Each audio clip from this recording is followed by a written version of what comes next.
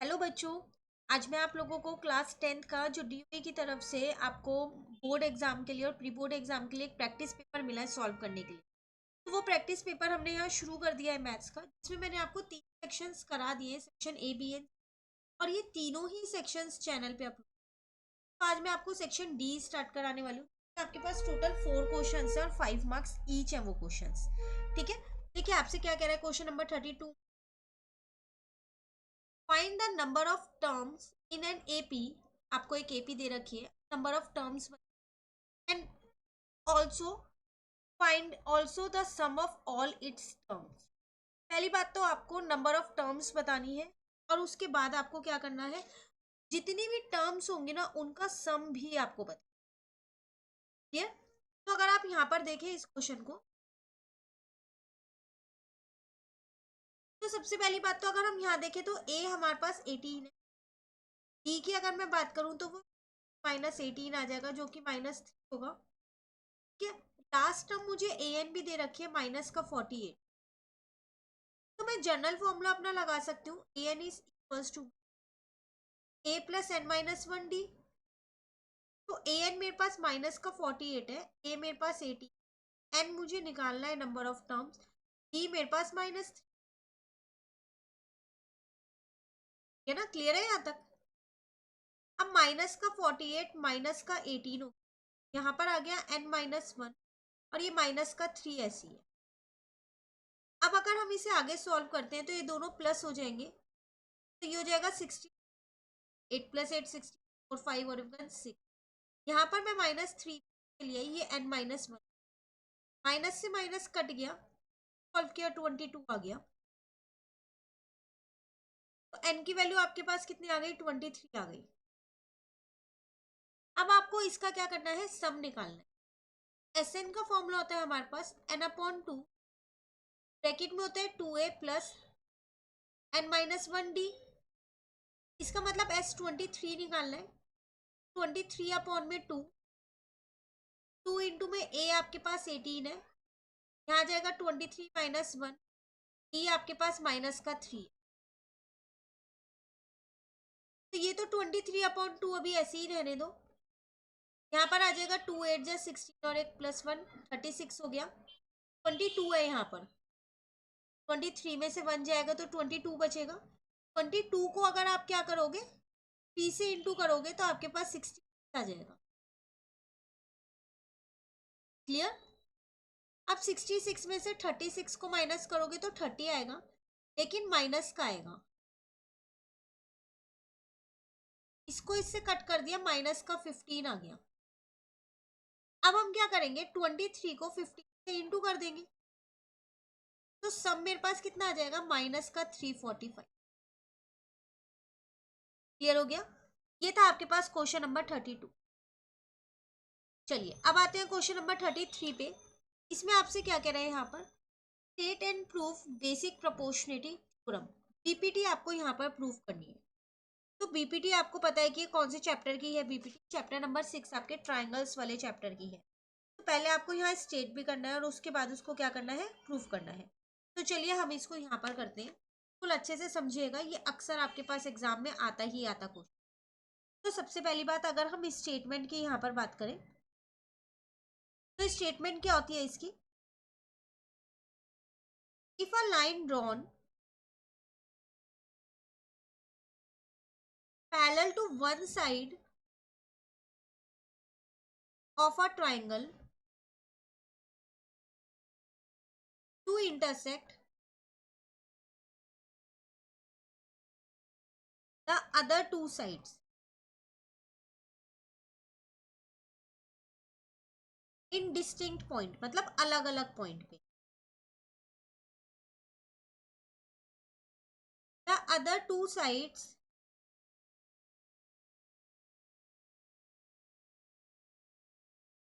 Are divided in the same ratio. ये तो इसकी स्टेटमेंट है। अब हम इसको क्या करेंगे, प्रूफ करना है, उसी से ही समझ लेंगे क्या स्टेटमेंट है। ठीक है। सबसे पहली बात हम क्या करते हैं, एक ट्राइंगल को यहाँ पर ड्रॉ कर लेते हैं। मैंने इसको नाम दे दिया ए बी सी। अब वो आपसे कह रहा है if a line drawn parallel to one side of a triangle, एक साइड पे मैंने यहाँ लाइन ड्रॉ की जो कि पैरेलल है इंटरसेक्ट अदर टू साइड्स। देखो इन दो साइड्स को इंटरसेक्ट कर रहा है अलग अलग पॉइंट पे डी और ई पे, ठीक है। और जो ये डी ई है ये बी सी के पैरेलल है, लिखा है line drawn parallel to one side. तो बाकी की जो दो साइड्स है वो सेम रेशियो में डिवाइड होंगी, ये आपको प्रूव करना है। तो मतलब इसमें हमारे को गिवन क्या है, ट्राइंगल एबीसी गिवन है जिसमें मेरा डीई जो है वो पैरेलल है बीसी के। प्रूफ मुझे यहाँ पर क्या करना है कि जो वो दो साइड्स है वो सेम रेशियो में डिवाइड हो रही है, मतलब ए डी अपॉन में बी डी जो है वो किस बराबर हो जाएगा, ए ई अपॉन में ई सी के बराबर। ये मुझे इसमें प्रूफ करना है। क्लियर हो गया यहाँ पर। अब मैंने यहाँ पर एक छोटी सी कंस्ट्रक्शन कर ली। कंस्ट्रक्शन क्या की, मैंने ज्वाइन कर दिया यहाँ पर बी ई को और सी डी को। अभी हम कंस्ट्रक्ट कर देते हैं, पहले लिख देते हैं।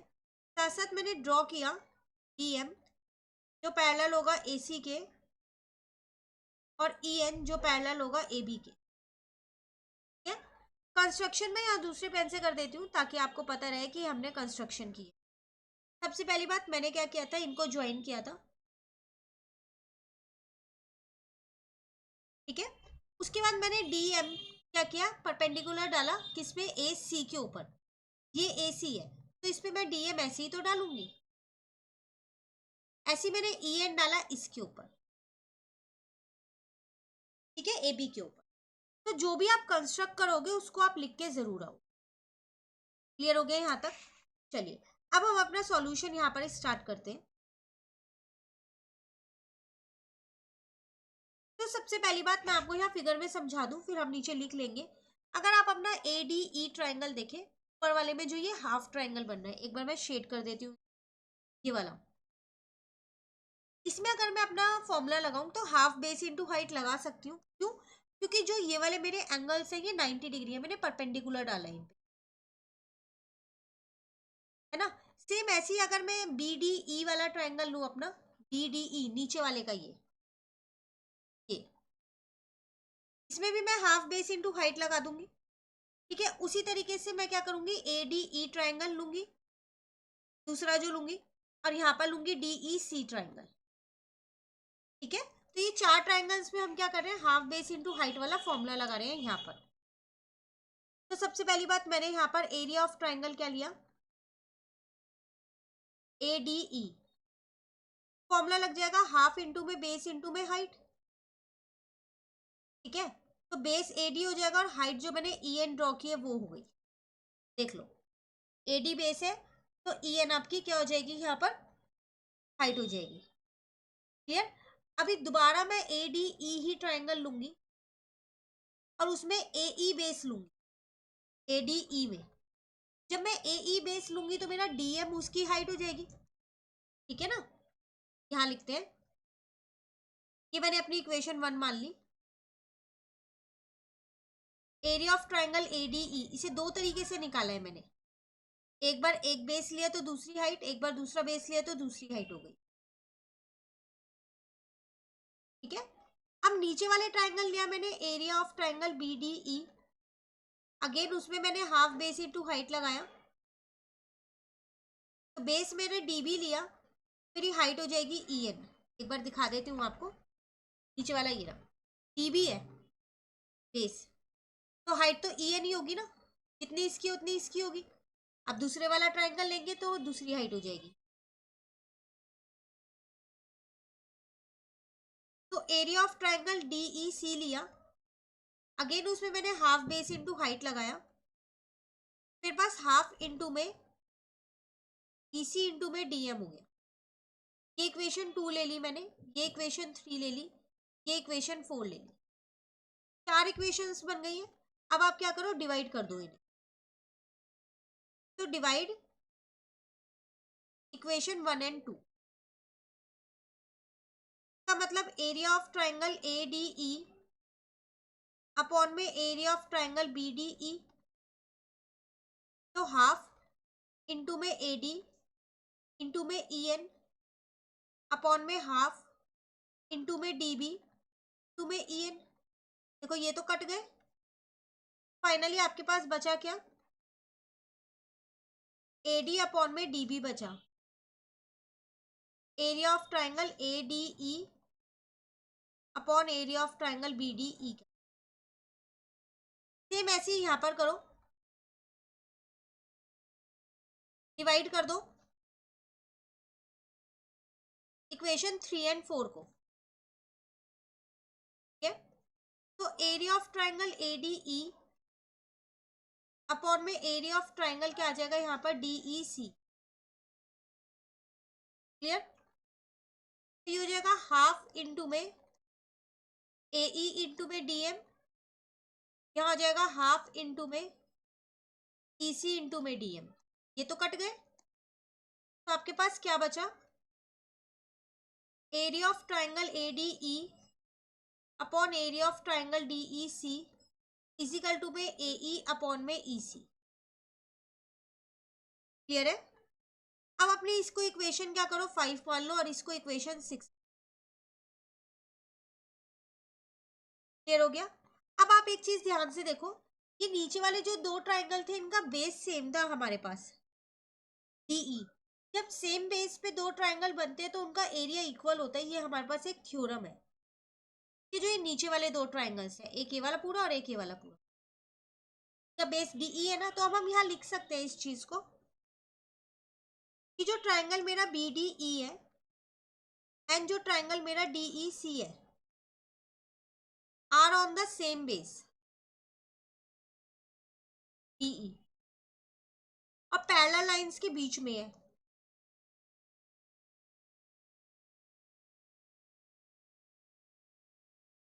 And between the same parallel lines BC and DE। तो इन दोनों का एरिया मेरे पास इक्वल होगा BDE का और एरिया ऑफ ट्राइंगल DEC का। अब जब इनका एरिया इक्वल है, ध्यान से देखो, इन इक्वेशन 5 और 6 में नीचे वाले ही तो चेंज थे, बस ये वाले, अब ये दोनों भी इक्वल हो गए, तो इसका मतलब मैं इन दोनों इक्वेशंस को अब तो इक्वेट कर सकती हूँ, है ना। तो बस इक्वेट कर दो, आ गया आंसर आपका। Hence area of triangle ADE upon में area of triangle BDE equals to में area of triangle ADE upon में एरिया ऑफ ट्राइंगल DEC। तो ये आ जाएगा AD अपॉन में BC DB is equals to में AE अपॉन में EC।